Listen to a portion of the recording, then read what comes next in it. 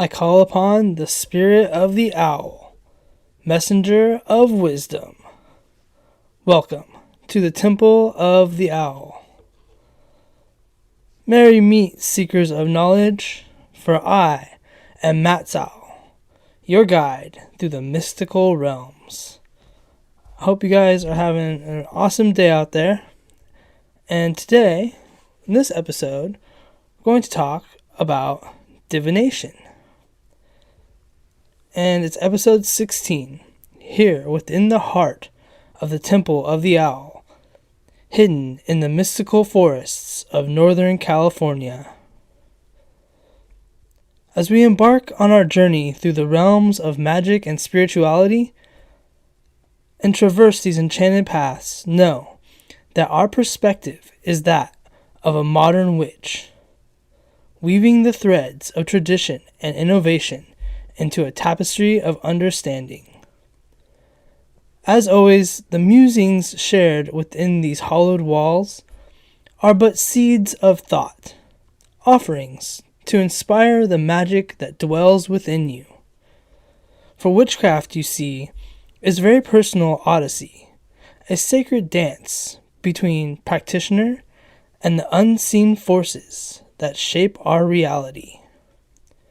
So just take this knowledge and do what you want with it. Gratitude flows to your attentive ears and supportive energies. Special thank you to those attuned to the frequencies of the Troubled Minds Radio Network, that's KUAP Digital Broadcasting. And please visit troubledminds.org, where an invitation awaits you to join in the rich conversations led by my friend Michael Strange. And also there's Troubled Minds /friends, and connect with some of the other people that are helping have these great conversations on this radio station. I want to thank you guys for all your support. Now, as the cauldron of wisdom bubbles, let us stir the brew with the MOD, or the message of the day. It's an incantation to set the tone for our mystical discourse. And today's quote is, I call upon my second sight to see a vision clear and bright. Through intuitive wisdom I cast out fright, to succeed divination on this night. And I like that because it rhymes. I like that. And it also, it's a great starter to say, when we divine, we focus our concentration on the task at hand. And I always try to say a prayer or ask my guides for help before I do any kind of divining. I like to take a couple of deep breaths and center. Helps me to focus. So let's get into today's topic, divination. Divination is a practice that involves seeking knowledge and insight through various methods that have been considered mystical or supernatural. Practiced throughout history and across cultures, divination aims to gain understanding or guidance about the present, future, or hidden aspects of reality. Now, when I first started learning about divination, I always thought of this like the old gypsy fortune teller staring into the crystal ball. And because there are so many charlatans and so many bad stereotypes about the fortune teller. And that was the stereotypical what I thought of when I thought of a fortune teller. Now, fortune telling is better known as divination, the art of divining. And it means to read the future. In order to do so, we must connect with the divine. This connection is more important than the tool used. When we connect to the divine, we hear the voice of the divine soul. It is a sacred connection. Divination is more about listening as it's asking the universe for advice on things that you are not ready to hear. It gives us answers without being blinded by our ego. When we hear it from the divine instead of what we want to hear based on our personal expectations, we can stand in the moment. But if we think about the law of mentalism, where all thoughts in the divine mind, and we could also see the past and future existing in all dimensions. Imagine that all your events of your life are like beads in a bowl. Each event is a bead, and as we live, the events is a bead being placed on the string. We don't have to see all the possible events and potential around us. When we divine, we change the perspective to be seen above the bowl, and then we realize that the past and the future are no longer linear, but multidimensional. When we are in an altered state of consciousness, we get a new viewpoint of the world. It makes it easier to make the right decision based on the potential events around us, giving us a broader knowledge to help make the right choice. The tools of divination are many and vary from time and tradition. But the one thing they have in common is that they are keys to our psychic ability. They are called the oracle systems, a set of symbols or archetypical meanings that can be interpreted in a system and read by a reader. The most famous oracle is the Oracle of Delphi, in the temple dedicated to Apollo. These oracles had the gift of prophecy and were sought after by many famous warriors and leaders. The most common reading was the throwing of bones or stones. The bones or stones were symbolic, and the reader could divine through this primal technology. I think the advantage of divination is that it gives us a foundation of symbols and meanings inspired by archetypical images. The system gives us a platform that we can interpret and get our answers. Here is some overview of the different types of divination. The tarot cards. The use of a deck of tarot cards with symbolic images to gain insights into past, present, and future events. Now, tarot cards is one of my favorite types of divination, and we'll be talking a lot more about that. But with me, I like the tarot cards because I like the art in them and the symbols in the cards. There's also runes, ancient alphabets inscribed on stones or cards, often used for casting and interpreting. Now, when I think of the runes, I think of like the Norse mythology, the Norse gods. That really makes me think of runes. And I've had some success with runes, getting your own set or making your own set, and ask a question and just pull the rune out and interpret what that symbol means. Those are pretty fun to work with as well. We have astrology, the study of celestial bodies and their positions to determine influences on individuals and events. Lots of stuff going on with astrology. We could look at things happening on the day or events in the sky, solar eclipses and stuff like that, and also the zodiacs, and learning about what those mean and how to read what the zodiac signs mean. There's palmistry. Palmistry is the interpretation of the lines and mounts on the palm to reveal insight about a person's character and future. Now, I always liked palmistry. It's fun to look at the lines on your hands and interpret what they mean. If you have the books, they could tell you what each of the lines mean, the heart line, the headline. And palmistry is a really fun way of using our psychic abilities to try to tell people about themselves just by looking at the palms on their hand.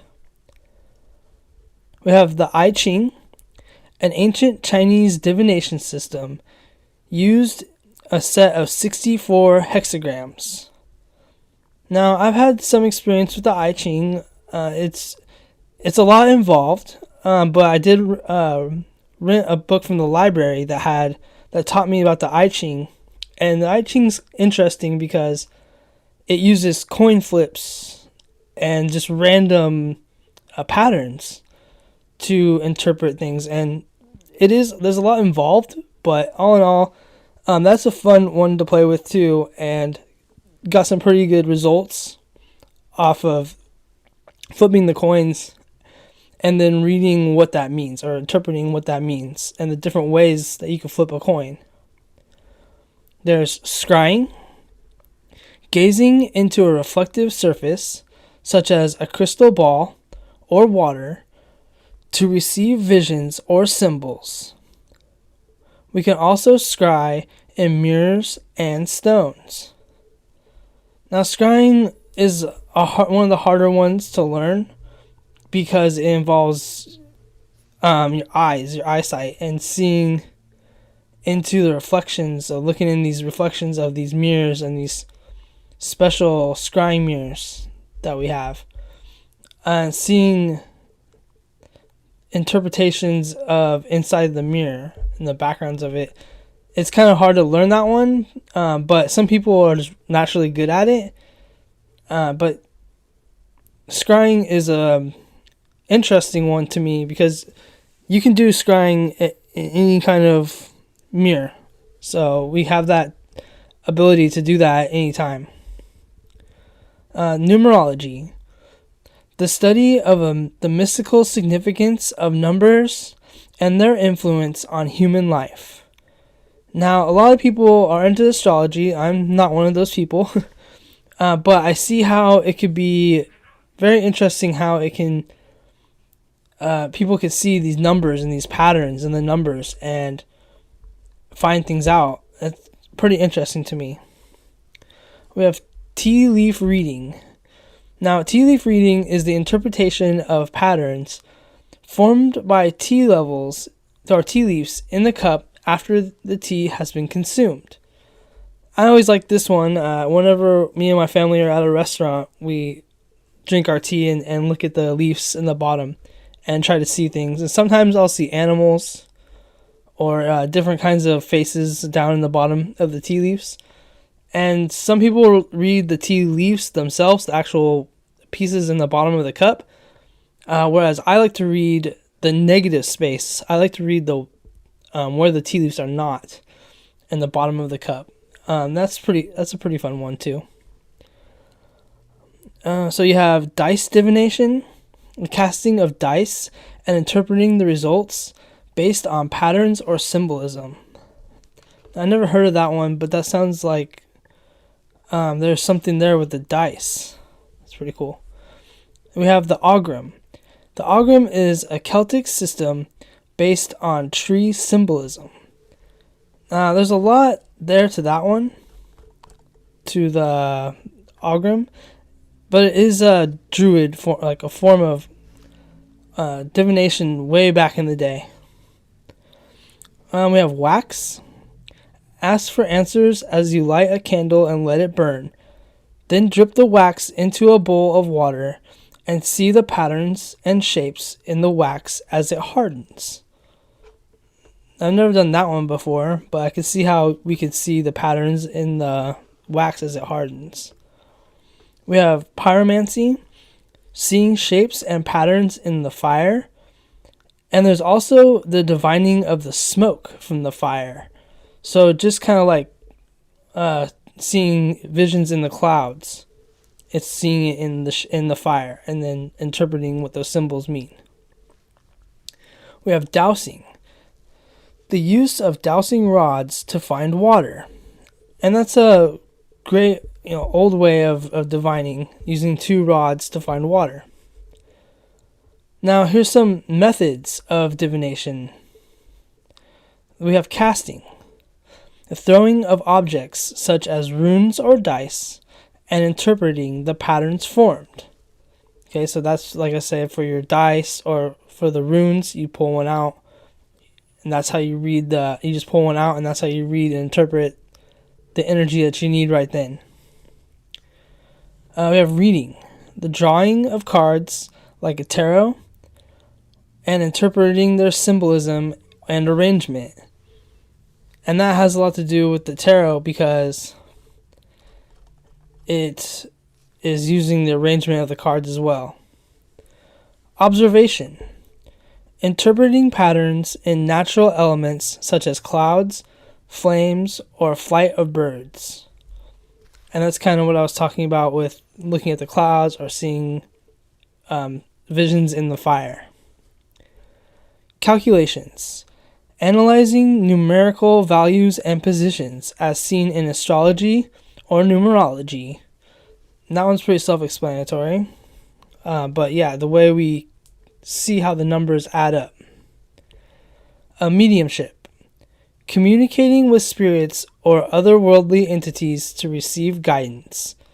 So that's different kinds of mediumship. Philosophy and beliefs. Divination is often grounded in the belief that there are hidden forces or energies that can be accessed for guidance. Many divination practices assume a connection between the diviner and a higher power, the spiritual realm, or the collective consciousness. The interpretation of the symbols or patterns is subjective and relies on the diviner's intuition and understanding of the chosen system. Divination has played a role in numerous ancient civilizations, from the Oracle of Delphi in ancient Greece to the casting of lots in biblical times. Different cultures have unique divination practices rooted in their traditions and belief systems. While divination has historical and cultural roots, it continues to be practiced in various forms of the modern world. Many individuals use divination for self-realization or self-reflection, guidance, and insight into personal and life decisions. Some practitioners offer divination services professionally. It is important to note that the effectiveness and interpretation of divination practices are subjective and depend on individual belief systems. While some people find that divination is a valuable tool for introspection and guidance, others approach it with skepticism. Ultimately, divination is a diverse and fascinating aspect of human spirituality and the quest for understanding the mysteries of existence. From a witch's perspective, divination is not merely a method of fortune-telling.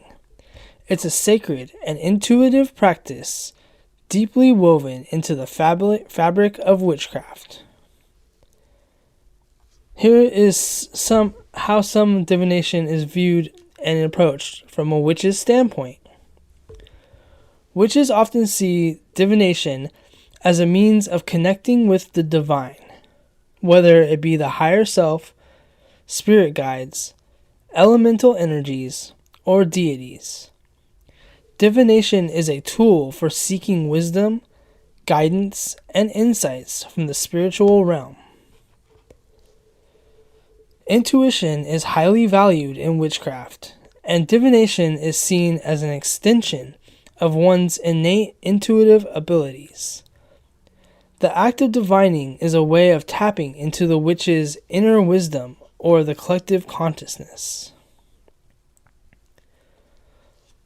Witches may work with various divination tools based on personal preference and tradition, such as pendulums, scrying mirrors, or casting stones. Each tool is chosen for its unique energy and symbolism, allowing for a diverse range of insights.